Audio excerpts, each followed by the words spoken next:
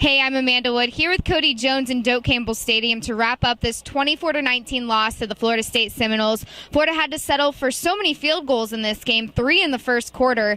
Cody, why weren't they able to turn those into touchdowns? It was really kind of strange, too, because they had great field position really throughout the entire first half and through most of the game, too. So you figured they'd at least have some breaks go their way a little bit. Treon Harris really not as accurate as we've seen him earlier in his time as the starter, but really I think he's got a long way to go with that. That's been pretty clear in the past couple of weeks, and he's got a long way to go in terms of throwing the football, and that kind of limited them, I think, a little bit. Florida State, I think, did a pretty good job of taking away Florida's run game, at least limiting it for the most part. I think that they forced Florida into some third and longs, and it's just something this offense isn't really built to deal with at this point. So that was kind of a frustrating thing for Florida. I think it was 10 plays and for 26 yards at the beginning of the game to start it for Florida. So really just the offense got off on the wrong foot and really just kind of spoiled some really good field position that the defense gave them.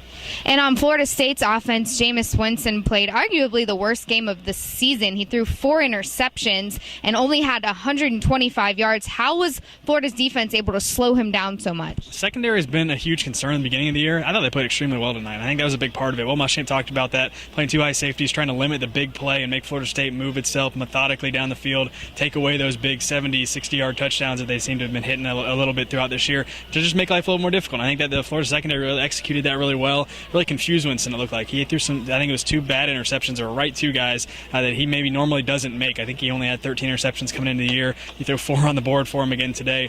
Really impressive performance for this defense, but I think it was led by the secondary. The pass rush was okay. Fowler provided a little bit of it, but that was really about it. I think it's a huge credit to the secondary that even without that, they were able to stand in there and really limit what these Florida State receivers were doing. Well, moving on from this game, Florida is going to get a bowl game.